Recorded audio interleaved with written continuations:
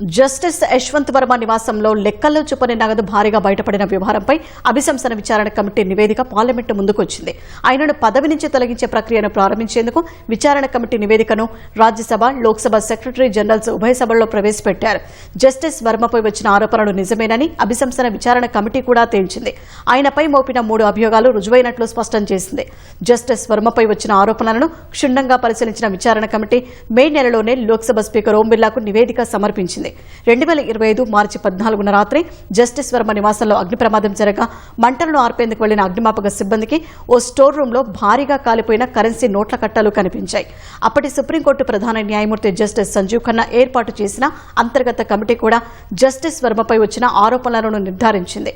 ఈ వివాదం తర్వాత ఢిల్లీ హైకోర్టు న్యాయమూర్తిగా ఉన్న ఆయనను అలహాబాద్ హైకోర్టుకు బదిలీ చేశారు. దీంతో జూలై 2025లో 200 మందికి పైగా ఎంపీలు ఆయనను పదవి నుంచి తొలగించారని అభిశంసన తీర్మానమిచ్చారు. ఆగస్టులో స్పీకర్ ఓం బిర్లా త్రిసభ్య విచారణ కమిటీని ఏర్పాటు చేశారు.